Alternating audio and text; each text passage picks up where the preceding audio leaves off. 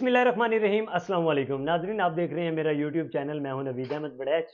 नाजरीन, कल जो दो बड़ी डेवलपमेंट्स हुई हैं उनको डिस्कस करेंगे। एक तो अली अमीन गंडापुर की जो मुलाकात हुई है इमरान खान साहब से, वो और दूसरा राना सनाउल्लाह ने मुसद्दक मलक के प्रोग्राम में एक आईनी तरमीम के हवाले से स्टेटमेंट दी है, उसे डिस्कस करेंगे।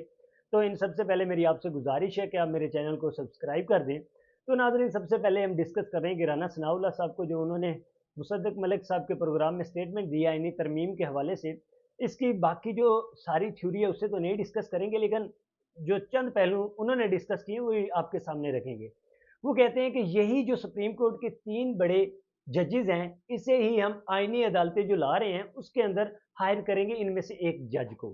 तो अब मसला ये है कि वो जो उन्होंने एक गठजोड़ बनाया हुआ है काजी फाइज ईसा के साथ, और उन्हीं के सर पर उनकी हुकूमत है। अगर सुप्रीम कोर्ट में कोई अच्छा जज आ जाता है और तमाम तर फैसले वही करे, तो दैट्स क्लियर है कि वो ले जाएंगे तहरीक इंसाफ को। जो नीचे से सारा रुझान फिल वक्त बता रहा है, हाई कोर्ट के जो 6 जजेस के फैसले आते हैं बार बार बाबर स्टार साहब के, उस हवाले से कि वो उनको भी एक तो दूर दराज फेंकना चाहते हैं, और दूसरा सुप्रीम कोर्ट से आईनी अदालतें भी बनाना चाहते हैं कि उधर से मामला निकलेगा आईनी अदालतों में फंसा देंगे। तो आईनी आईनी जो अदालतें हैं उसमें वो काजी फाइज ईसा साहब को लाना चाहते हैं।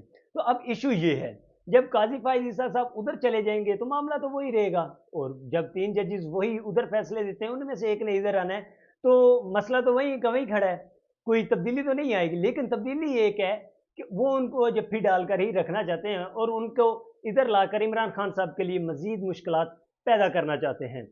इसके साथ साथ उन्होंने कहा है कि हम नवाज शरीफ साहब को अभी तक वो जो सारा था ना पेपर जिसके ऊपर आईनी तरमीम लिखी गई थी, वो हमने नवाज शरीफ साहब को अभी नहीं दिखाई। जब हम क्लियर कर लेंगे, वो देखेंगे, वो इजाज़त देंगे, तो हम फिर ये मसला लेकर आएंगे। लेकिन अब देखते हैं कि नवाज शरीफ साहब इस पर क्या फैसला सुनाते हैं। इसके बाद मैं अगला मैटर डिस्कस करूंगा। अली अमीन गंडापुर की मुलाकात हुई है, तो उसे डिस्कस करेंगे। उनकी इमरान खान साहब से 1.5 घंटे की मुलाकात जारी रही है, और 1.5 घंटे में उन्होंने जलसा डिस्कस किए हैं, जलसे डिस्कस हुए हैं कि नेक्स्ट लाहे अमल क्या है। ये सारा टॉपिक ड्रामा होता है, ये जो मुलाकातें हैं, ये सारी कहानी और है। अच्छा, 1.5 घंटे में जो डिस्कशन हुई है वो ज़रा देखें कि एक तो हमने भी हफ्ते के रोज़ इधर जलसा करना है, और जुमेरात को हमने जजेस के हकूक़ के लिए निकलना है, जुम्मे को हमने अपने इलेक्शन इमरान खान की रिहाई के लिए निकलना है। सिर्फ आपने घरों से निकलना है और कुछ नहीं, ये कहना था अली अमीन गंडापुर का। और जो इतलात आई हैं, वैसे उन्होंने प्रेस कॉन्फ्रेंस भी नहीं की। और अली अमीन गंडापुर को इमरान खान साहब ये कहते हैं कि आपने जलसे लीड करने हैं, और अभी तक 2 जलसे हो चुके हैं, एक इधर इस्लामाबाद में और दूसरा जलसा लाहौर में। और देखा जाए तो अली अमीन गंडापुर ने एक भी जलसे को लीड नहीं कर सके, बल्कि अली अमीन गंडापुर को जब पता है कि मेरा सफ़र दूर का है, इस्लामाबाद आए, करीब पड़ता है पेशावर, लेकिन अली अमीन गंडापुर लेट पहुंचे हैं। लाहौर गए, अली अमीन गंडापुर लेट पहुंचे हैं, मतलब कि जलसे को लीड नहीं कर पाए। बाकी जो पार्टी के थे वो तकरीरें करते रहे हैं, उनकी सारी राज इंशाल्लाह नेक्स्ट लाए अमल में खोलते जाएंगे जो जो उनकी कहानियां सामने आएंगी। तो कहने का मतलब यह है कि जो बंदा जलसे में नहीं पहुंच सक रहा, और जलसा का एक टाइम है, जब एक शेड्यूल अनाउंस हो गया है, एनओसी जारी हो गई है कि ये आपके शेड्यूल है, आपने इस पे जलसा करना है, तो आप उससे पहले पहुंचो। आप जल्दी निकलो घर से, आपने पहुंचना है, आपने स्पीच करनी है, तो आप वहां पर 2-4 बातें करते और वापस चले जाते। बखैर आपने इधर बड़ी बातें की थी इस्लामाबाद जलसे में, तो वो भी हुकूमत को ये था कि कोई निज़ाम में और गड़बड़ ना हो जाए। तो इसके साथ नाजरीन एक और डेवलपमेंट हुई है, वो थी ये सिंगर जो मलकू, जिसने वो इमरान खान का गाना गाया हुआ है नकदा कोका।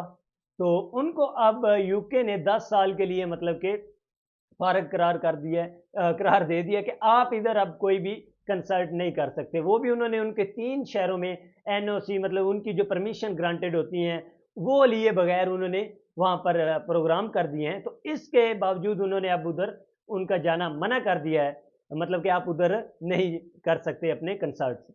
इसके साथ साथ उनको पाकिस्तान में भी काफ़ी मुश्किलात दरपेश होती रही आप पीछे माजी में, और फिर उन्होंने पाक फौज पे भी गाने गाए। तो ये उनकी डेवलपमेंट्स थी, और इसके साथ साथ अब वो यूके से भी फ़ारग हो गए हैं। तो नाज़रीन, आज की डेवलपमेंट्स ये हैं, और इंशाल्लाह आइंदा मुझे यहीं से ही आपके साथ जुड़ना पड़ेगा, क्योंकि कुछ अहम इश्यूज़ हैं, उनकी वजह से मुझे अब अपने ही व्लॉग करने पड़ेंगे, फील्ड में तो नहीं जा पाऊँगा। तो नाज़रीन, आज के लिए इतना ही। अल्लाह हाफ़िज़, अपना ख्याल रखिएगा।